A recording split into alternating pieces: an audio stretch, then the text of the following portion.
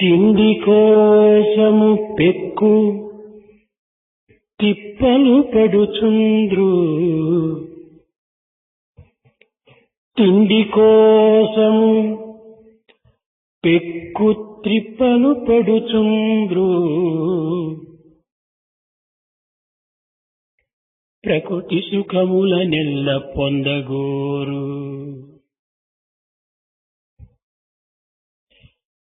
చేర దైవము కడ చేయరు ప్రయత్నంబు.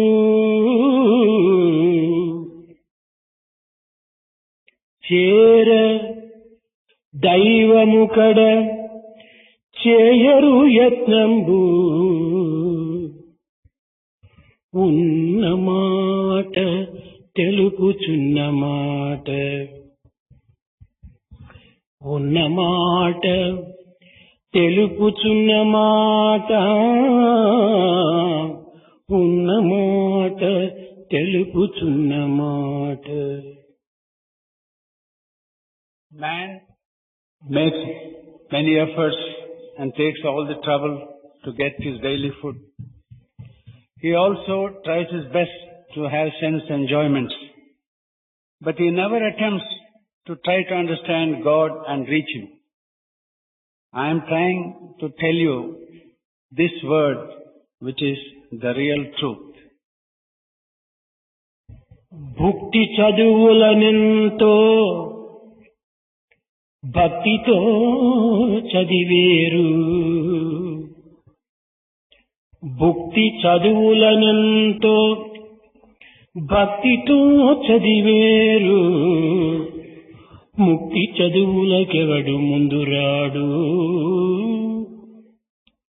We take so much interest in that type of education which gives us a living, but we never make a sincere attempt to learn that knowledge which leads to liberation.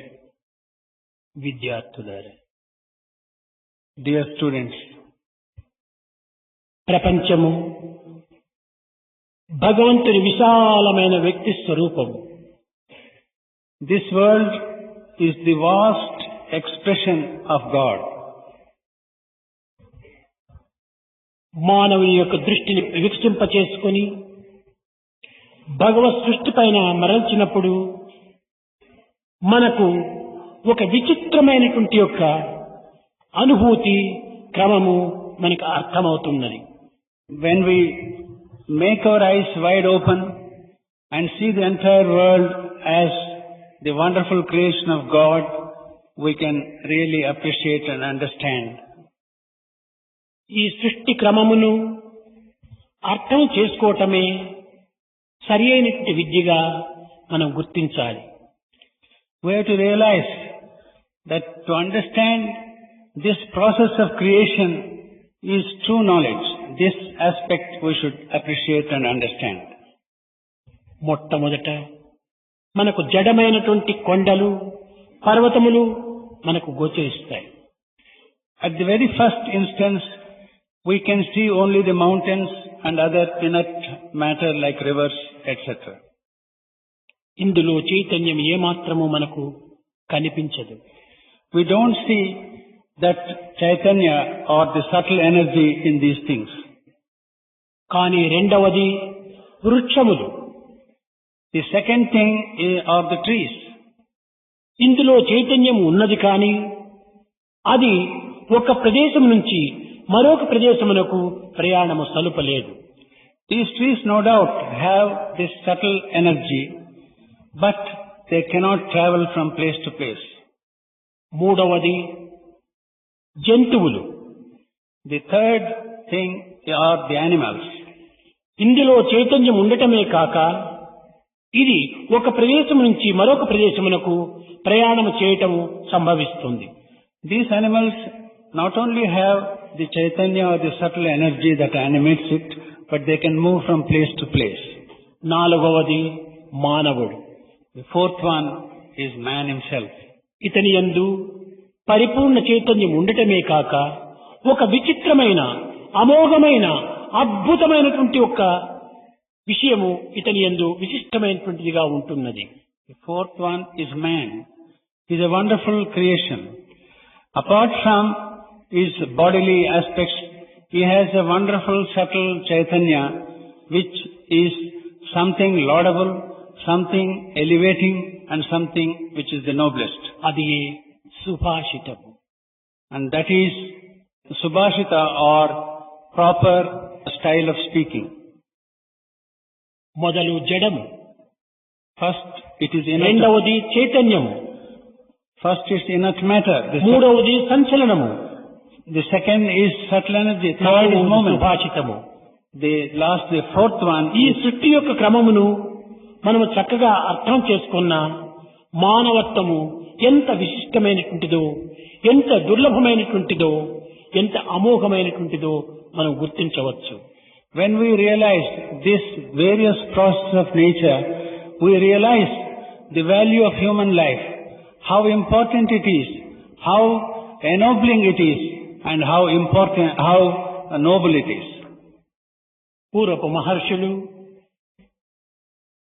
అనేక విధములైన తపస్సులు ఆచరించి విచారణ సలిపి తమ యొక్క దివ్యత్వము చేత సర్వత్వమును గుర్తించి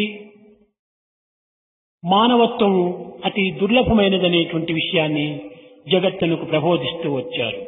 Our ancient sages have exerted themselves, and by their tapas and intuitive knowledge have declared to us the value of human life. వేదాహమేతం పురుషం మహాంతం ఆదిత్యవర్ణం తమసః పరస్తాత్ అన్నారు. అనగా మానవత్వం యొక్క విశిష్టతను ఒక దైవత్వంతో పోల్చుకొని అది ప్రకాశవంతమైనటువంటిదిగాను, ప్రశాంతవంతమైనటువంటిదిగాను, అజ్ఞానమునకు ఆవరణ ఉన్నటువంటిదిగాను భావించి ప్రచారం సలుపుతూ వచ్చారు. These ancient rishis realized that man is something so noble and so luminous that it can be comparable to the finest, supreme, subtle energy that created this world, and began to declare the same to the entire mankind. మానసిక వ్యవహారం చేతను, వ్యాపారం చేతను, తపస్సు చేతను వారు గుర్తింపబడినటువంటిది రెండు విషయములు. These sages have realized two important things by their tapas, by their mental exaltation and meditation and intuitive knowledge. ఒకటి అక్షరము, రెండవది అంకె. First is Akshara, and the second one as numbers. ఈ అక్షరముల యందు మొట్టమొదటిది ఓం. Among the alphabets or Aksharas, the first one is Om.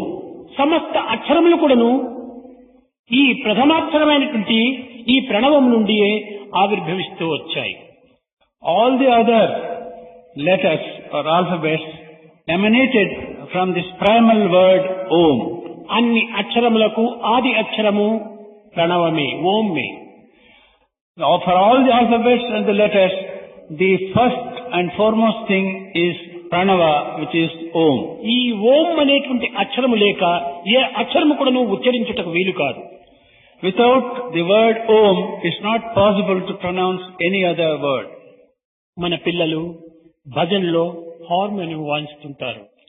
Our boys during bhajan will be operating the harmonium. ఈ harmonium లోపల ఒకవైపున గాలి నింపుతూ ఉంటారు. In this harmonium, wind will be entering through one side. కానీ మరొక వైపున రీడ్స్ అంతా ఒత్తుతూ ఉంటారు. And they will also be pressing the reeds on the ఈ other side. రీడ్స్ ఒత్తినప్పుడు సారి గమ పద నీసా అని వస్తుంటాయి.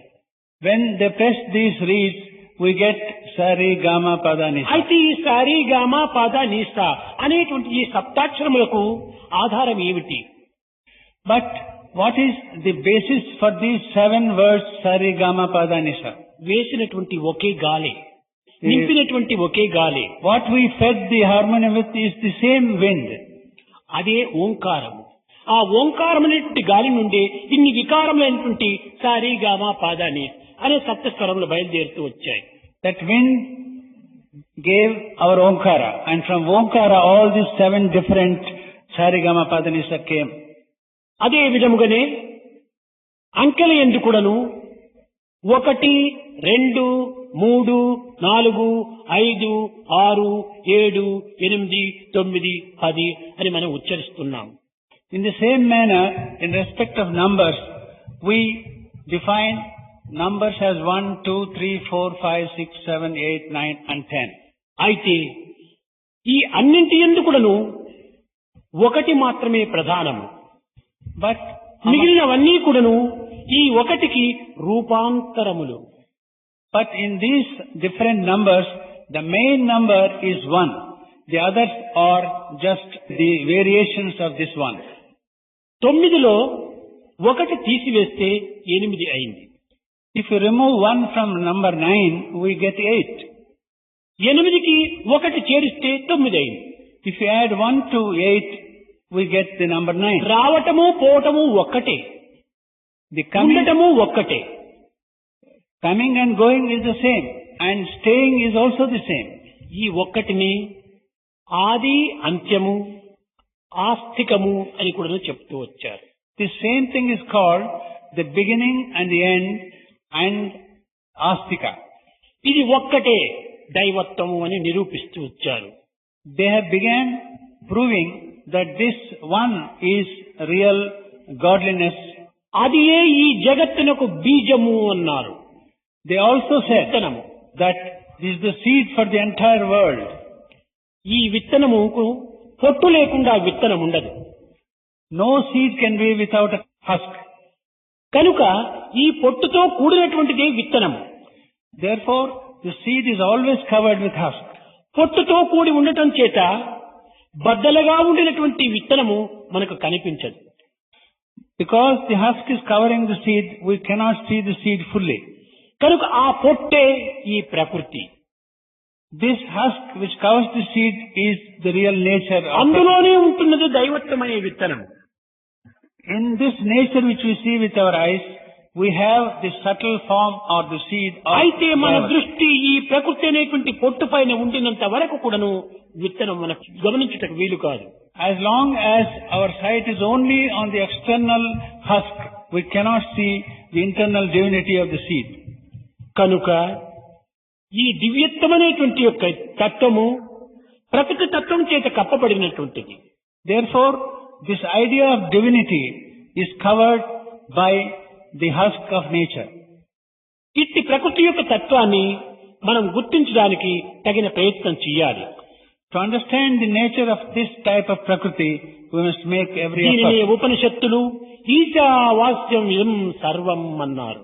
In fact, the Upanishad said this whole world is nothing but the habitation of the Lord. అనగా ప్రపంచమంతా కూడాను ఉండినటువంటిది ఒకే యొక్క విత్తనము.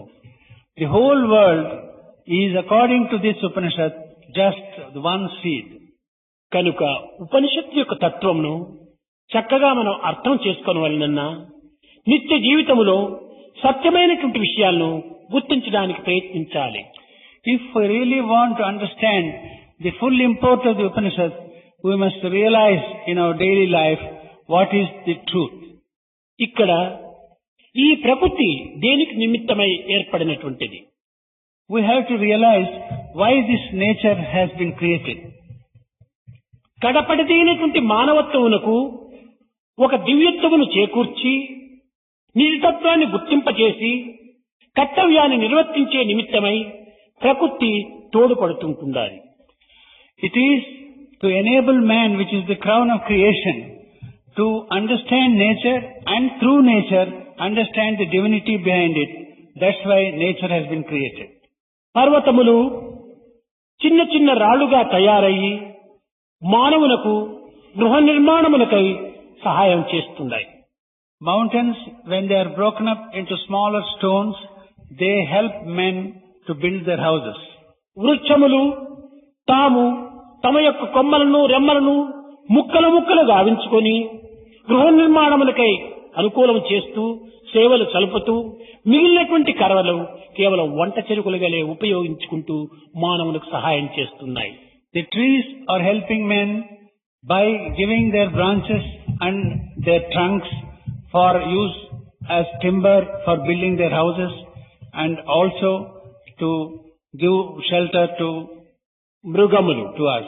ఇవి చైతన్యము చేత కలిగినటువంటి అయినప్పటికీ చీమ నుండి ఏనుగు వరకు ఉండినటువంటి ప్రతి యొక్క జీవి కూడాను మానవులకు ఉపకారం చేస్తూ సేవలుగా తాము నిర్మాణమవుతూ వచ్చాయి. As regards the animals, from the ant to the elephant, they are always doing some service to mankind.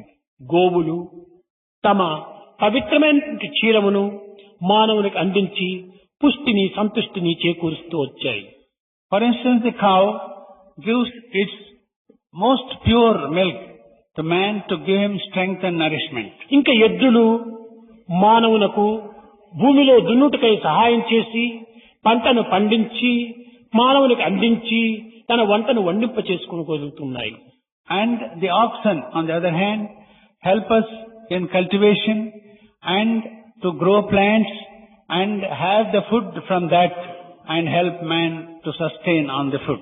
గొర్రెలు మేకలు ఇంకా కోళ్లు చేపలు ఇత్యాది చిన్న చిన్న పక్షులు ఇవన్నీ కూడాను మానవులకు ఆహారంగా రూపొందుతూ వస్తున్నాయి.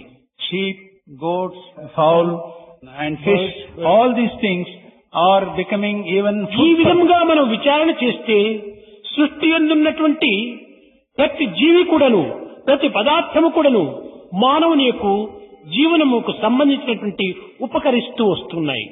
If we analyze like this, we find that everything we see in this world is always in a position to help man to lead his life. ఇంత మాత్రమే కాదు, సూర్య చంద్రాదులు కూడాను మానవునికి సేవలుగా నిరూపిస్తూ వస్తున్నాయి. Not only this, even the sun and the moon are there helping in their own way for the life of mankind. ఇక్కడ మహర్షులంతా కూడాను సూర్యుని దేవునిగా తీసుకుంటూ దానినే గాయత్రి మంత్రం నందు ఇది ఒక గాయత్రి మంత్రం లోపల సూర్యుడు ప్రధానమైన దేవతగా నిరూపిస్తూ వచ్చారు. Therefore, our ancient rishis took the sun as God himself and in the Gayatri mantra made God as the main deity and through him began to pray for the welfare of mankind. సూర్య చంద్రాదులు కూడాను మానవునకు అనేక విధములుగా సేవలు చేస్తూ ఉంటున్నారు. The sun and the moon are helping mankind in many variety of ways. సూర్యుడు లేకపోతే చీకటియే. If there is no sun, there is always darkness. చీకటిలో పనులు పాట్లు మనం చేసుకోలేము. In darkness, we cannot really do our daily work. కనుకనే సూర్య ప్రకాశం చేత మనం అనేక రకములైనటువంటి కర్తవ్యాలు నిర్వర్తించుకుంటూ దేహాలను పోషించుకుంటూ జగత్తును అనుభవించుకుంటూ కర్తవ్యాన్ని నిర్వర్తించుకుంటూ వస్తున్నాం. Because of the sun, we are able to do our daily work and help ourselves and carry out the various activities meant for man. దేవుడైన సూర్యుడే మానవులకు సేవలు సల్పుతూ మానవ ఉద్ధారం కోసమని అనేక విధములైనటువంటి యొక్క ఉపకరణములుగా తాను అనుభవిస్తూ వాన్ని ఉత్తీర్ణులు చేస్తుంటే ఈనాటి మానవుడు ఎట్లా ఉన్నాడు? If the sun god himself is taking all the trouble to serve man and help him in his daily work and activities, what exactly is the present man doing? ప్రకృతి నుంచి తాను సర్వ సౌఖ్యములను అనుభవిస్తున్నాడు. ప్రకృతి నుంచి సమస్తమైన సేవలను చేయించుకుంటున్నాడు మానవుడు. Man is enjoying nature in all its aspects and to the fullest measure. But కానీ అట్టి మానవుడు ప్రకృతికి ఏ విధమైనటువంటి కృతజ్ఞతను అందిస్తున్నాడు? such a man, what is the gratitude he is giving to nature or Prakriti? దైవానికి ఏ విధమైనటువంటి యొక్క తన కృతజ్ఞతను చేకూరుస్తూ ఉన్నాడు? What gratitude is he showing to God? అట్టి దైవముని తాను మర్చిపోతున్నాడు. He is forgetting such an all-merciful God who has given him so కనుకనే much. మానవుడు అనేక విధమైనటువంటి దుఃఖములకు కష్టములకు గురి అవుతున్నాడు. That's the very reason why man is subject to so many sorrows and difficulties. సర్వ సుఖములను ప్రపంచము నుంచి పుచ్చుకుంటున్నాడే కాని ప్రపంచమునకు కాని పరమాత్మనకు కాని ఇచ్చుకునేటువంటి చిత్తం అతని యందు అభివృద్ధి కాలేదు. Man is enjoying everything that he finds in this world, but he has no gratitude and he gives nothing in return to God and nature. ఇది ఈనాటి మానవుని యొక్క కృత్రిమమైనటువంటి క్రూరమైనటువంటి యొక్క వికారం.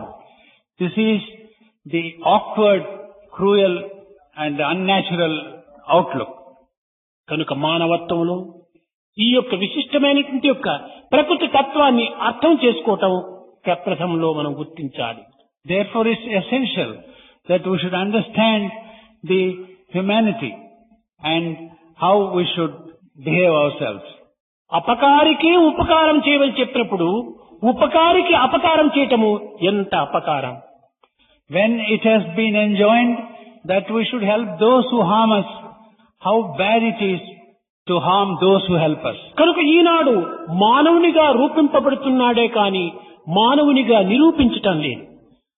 Therefore, we see man in the shape of a human being, but he is not proving that he is really a human. ఇది ఏ ప్రకృతి యొక్క ప్రబోధలు, ఇదే nature. This is Prakriti and this is nature. కనుకనే nature is the best teacher. మనకి అనేక విధములైనటువంటి యొక్క బోధనలు సలుపుతూ ఉంటుండాలి ఈ ప్రకృతి. Therefore, it is said that nature is our great teacher and it is giving us many తాను lessons. ఏ విధమైనటువంటి యొక్క ప్రతిఫలమును తాను ఆశించటం లేదు. Nature does not expect any return. కనుక దేవుడు దేవుడంటే ఎక్కడ ఉన్నాడు? So when we say God, God, where exactly is he? ఒక మొదటి వ్యక్తి రెండవ వ్యక్తిని ప్రశ్నిస్తూ వచ్చాడు. One person began questioning another.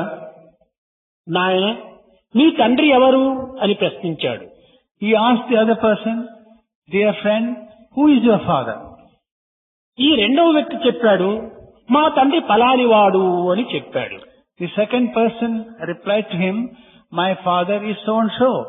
మొదటి వ్యక్తి మరీ ప్రశ్నించాడు, అతను నీ తండ్రి అని చెప్పడానికి సాక్ష్యం ఏమిటి, ప్రమాణం ఏమిటి?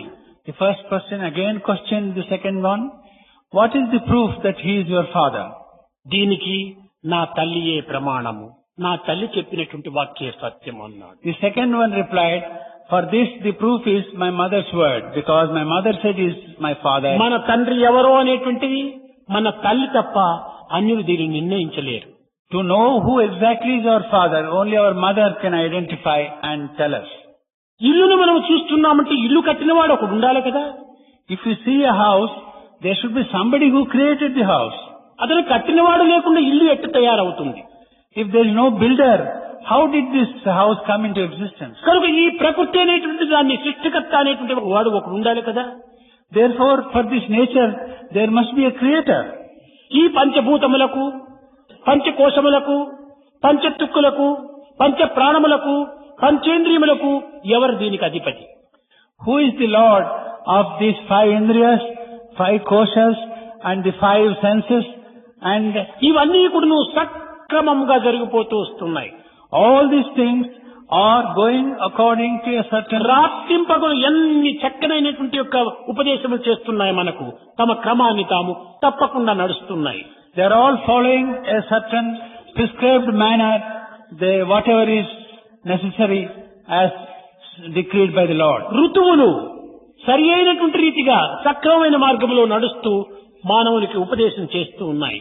The seasons come well in time according to sequence and as prescribed and are helping mankind. కనుక భగవంతుడు ఉన్నాడు అనేటువంటి యొక్క సత్యమును మనకు నిరూపించడానికి ప్రకృతియే మనకు ప్రత్యక్ష ప్రమాణం. To prove that God exists, nature itself is the first proof. ఈ యొక్క ప్రకృతిని ఏ యొక్క వ్యక్తి కూడాను ఒక కాంట్రాక్ట్ తీసుకోవటం లేదు, తాను నడపటం లేదు, తాను వాడుకు ఉంచుకోవటం లేదు. భగవంతుని యొక్క ఇచ్ఛానుసారమే అది జరుగుతూ ఉంటున్నాయి. This Prakriti is not manipulated by any person. It is acting at the behest of the Lord. కనుక మానవుని యొక్క కృత్రిమమైనటువంటి యంత్రములు ఏ స్వల్పకాలం నందో నశించిపోతున్నాయి. Whereas man who has created certain instruments and certain yantras, ఈనాటి వైజ్ఞానికుడు అనేక విధములైనటువంటి గ్రహములను కనిపెట్టాడు. today's scientists have discovered many planets. ఈ గ్రహములంతా కూడాను కృత్రిమమైనటువంటివి. All these planets are artificial and manufactured. కొంతకాలం లోపలనే ఎక్కడో ఒక చోట పడిపోతుంటున్నాయి. These things get destroyed some time or other. కానీ నిజమైనటువంటి గ్రహములు ఏనాడు ఏ యొక్క స్థితి యందు ఎప్పుడు ఎవరు ఏ విధంగా సృష్టించరో ఎవరికీ తెలియదు. కానీ నాటి మొదలు నేటి వరకు కూడాను తమ యొక్క దీనిని తాము సక్రమంగా నడుచుకుంటూ కాలానికి ఏ విధమైనటువంటి యొక్క ఉపద్రవం కలగనివ్వకోకుండా తమ ధర్మాన్ని తాను నిర్వర్తిస్తూ వస్తున్నాయి.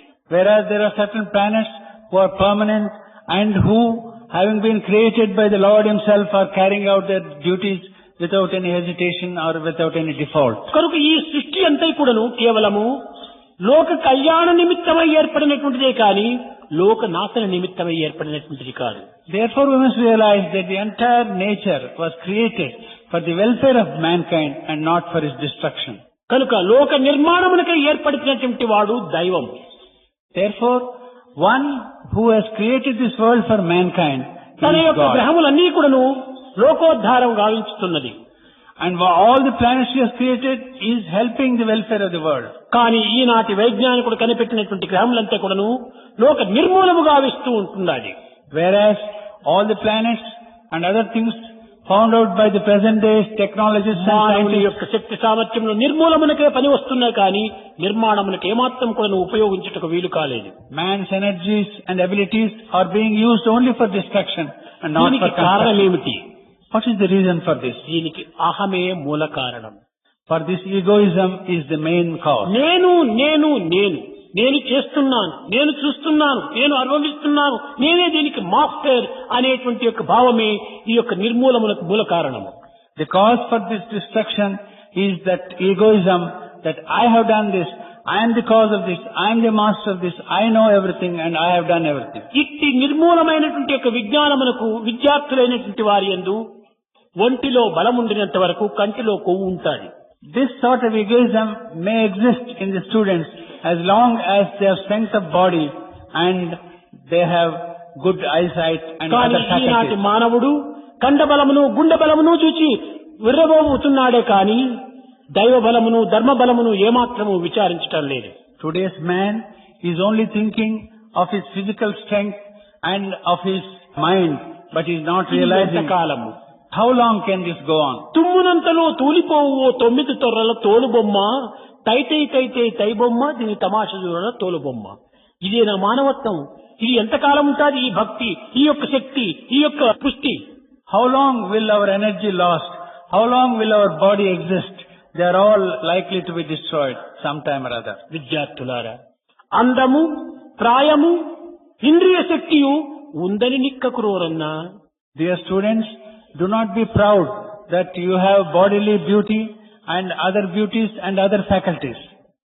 ముందున్నదిరా తొందరలో అని ముసలితనమ్మను ముసుళ్ల పండగ అన్నాడు.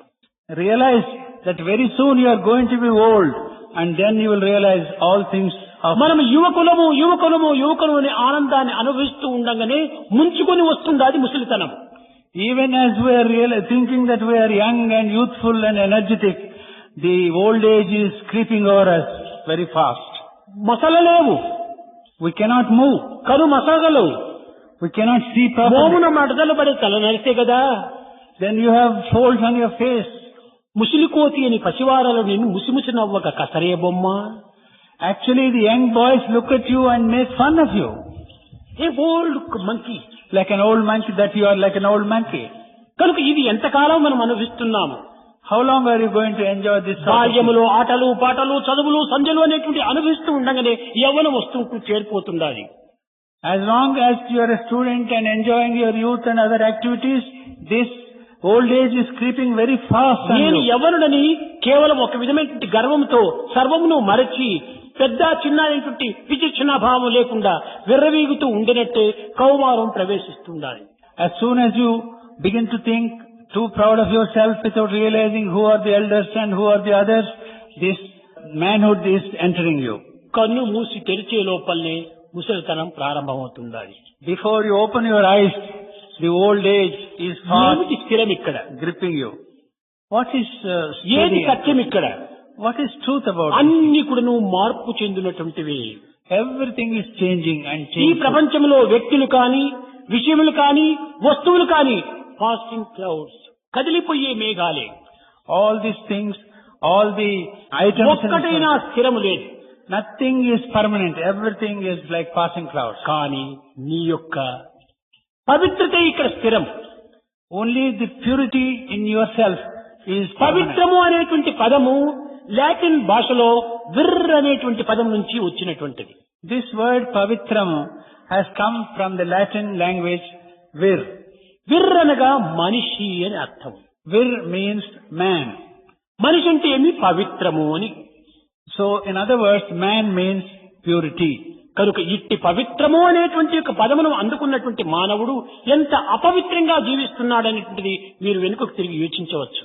Therefore, it's very necessary for us to realize that the very word which says that man means purity, if he has become so impure, we must see ఇక్కడ how, పవిత్రము మనం ఎప్పుడు మనకు లభిస్తుంది. when will we get this purity? హృదయానికి హృదయము, ప్రేమకు ప్రేమ అందించినప్పుడే పవిత్రం వస్తుంది. When we give our heart to another heart, and when we give purity to purity, then మన only we Prema త్రికోణ స్వరూపమైనటువంటిది, త్రిభుజములతో కూడినటువంటిది. our love is like a triangle, like the three shoulders. ఈ ప్రేమ ఫలితాన్ని ఆశించదు. This love does not expect any return. ఫలితమును ఆశించేటువంటి ప్రేమగా ఉండినప్పుడే ఆ వ్యక్తి యందు భయము ప్రవేశిస్తుంది. If when we want a return for our love, then fear enters you. ఫలాపేక్ష రహితంగా ప్రేమను అందించేటువంటి వానికి భయం అనేటువంటిదే ఉండదు. One who gives love without expecting any return, no fear can ever enter him. కనుక ప్రేమ ఇచ్చుకోవటమే కానీ పుచ్చుకునేటువంటిది ఎరుగదు. So real love knows only giving, not receiving. అట్టి ప్రేమకు భయం అనేటువంటిది ప్రవేశించదు. Such a love, fear can never dare to enter. ఈ రెండు కాకుండా మూడవది ఒకటి ఉంటుండాలి. ప్రేమకు ప్రేమనే ఫలితం కానీ ప్రేమకు పదార్థ ఫలితం కాదు. Prema will yield prema alone and not any article. కనుకనే ప్రేమ ఇచ్చుకోవటం, ప్రేమకు భయం లేదు, ప్రేమకు ప్రేమనే ఫలితము. ఈ మూడే నిజమైనటువంటి ప్రేమ యొక్క పటుత్వమైనటువంటి శక్తులు. The three important aspects of prema is, prema results in prema. It does not expect anything in return, and it is purity itself. కానీ ఈనాటి ప్రేమ ఫలితాన్ని ఆశిస్తుండాలి. But today's love always expects a return. భయభ్రాంతులతో నిండిపోయిండది. It is full of fear and anxiety. ప్రేమకు ఏదో ఒక లక్ష్యాన్ని పెట్టుకొని ప్రేమిస్తున్నాము. We have some design or motive and then begin to love. ప్రేమకు అనిత్యమైన అశాస్త్రమైనటువంటి పదార్థములు లక్ష్యంలో పెట్టుకుంటే మనకు ఈ విధమైనటువంటి జీవితమే సంభవిస్తుంది. If we have the goal of love as something which is easily destroyed and is changeful, ప్రేమకు ప్రేమనే మనం లక్ష్యంలో ఉంచుకోవాలి. so the goal of love should be love itself. Prema and nothing else. శాశ్వతమైనటువంటిది. Prema is permanent. నీవు ప్రేమ స్వరూపుడు. You are the embodiment of love, you are the embodiment of peace, you are the embodiment of truth, you are the embodiment of God. Actually, you are the embodiment of love, you are the embodiment of truth. ఈ సత్యాన్ని మనము చక్కగా విశ్వసించి దానికి తగినటువంటి యొక్క ప్రయత్నములు సలిపినప్పుడే మన ప్రేమ, మన జీవితము ధన్యమవుతుంది, సార్థకమవుతుంది. జగత్తును చక్కగా మనం గుర్తించిన వారం అవుతాం. Only when we realize this truth, our life will be fruitful and we will realize everything, and this world will become మనము a better world to చదివినటువంటి live. చదువులు, The education we undergo నడిచినటువంటి నడకలు, and our behavior చేసినటువంటి చర్యలు, and the acts we do చూచినటువంటి దృశ్యములు, and the scenes we see విన్నటువంటి విషయములు, and the things we hear తలంచినటువంటి యొక్క మనస్సు తత్వములు and the sankalpas we have in our mind, అంతా దైవత్వంగానే మనం విశ్వసించాలి. and we should believe that everything ఇది ends in God. శరణాగతికి సరి అయినటువంటి అర్థము. This is the real meaning of surrender. కన్నులతో చూచినటువంటిది, చెవులతో విన్నటువంటిది, మనసుతో అనుభవించినటువంటిది, ఇవన్నీ కూడాను ఒక దైవత్వం యొక్క చిహ్నలుగానే మనం విచారించాలి. We should realize that what we see with our eyes, what we hear with our ears, is all but the intimations of God.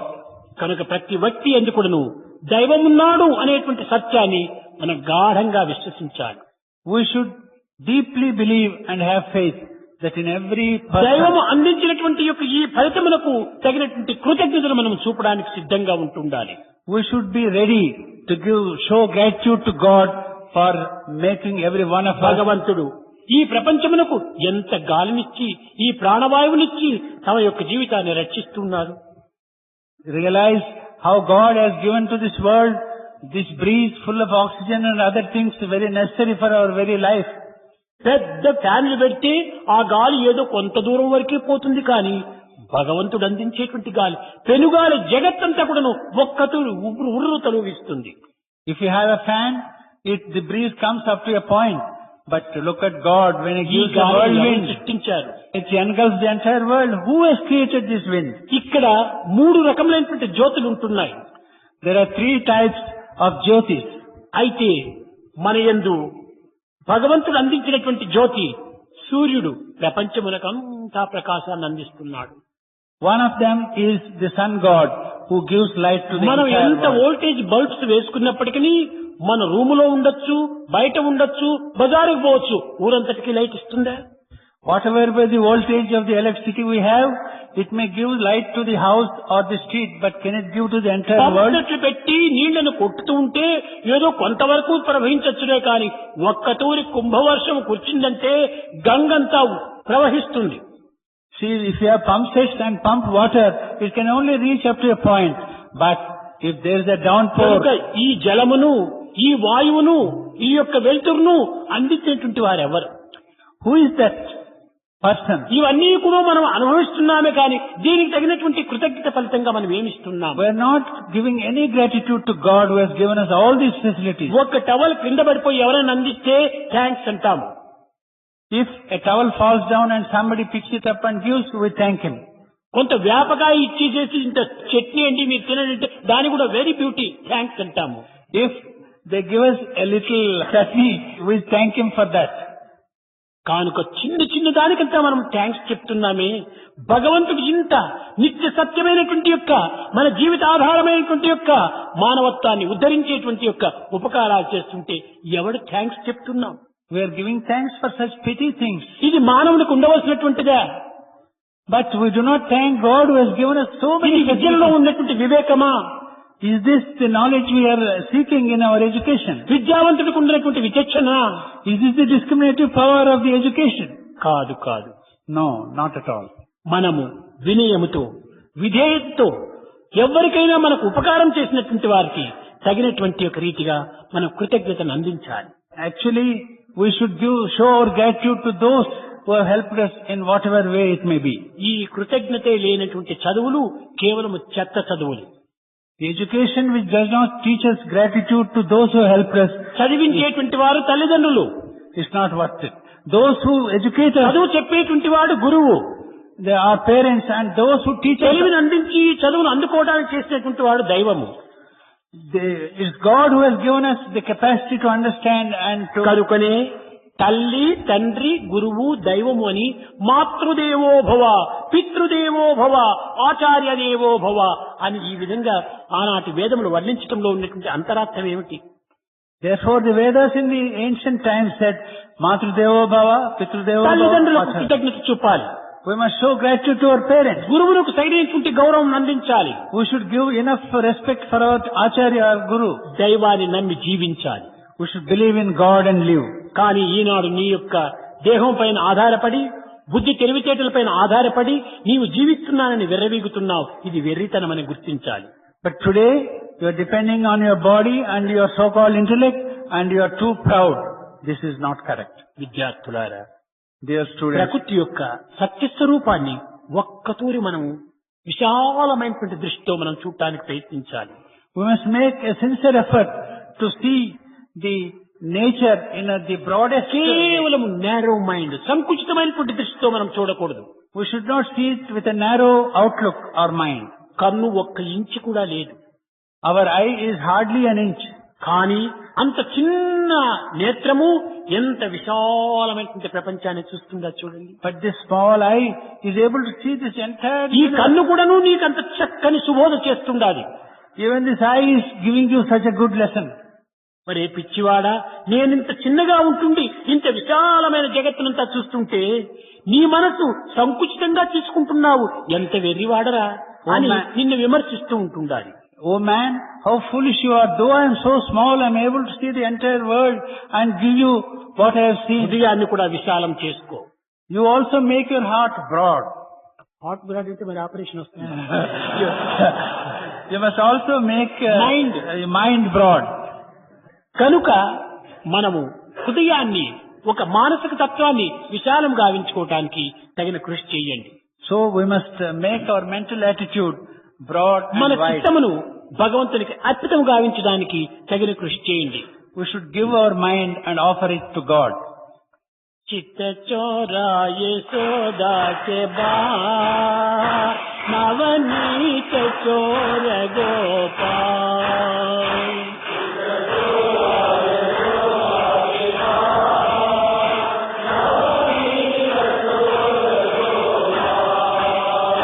चित्त चोरा यशोदा के बाल, नवनीत चोर गोपाल।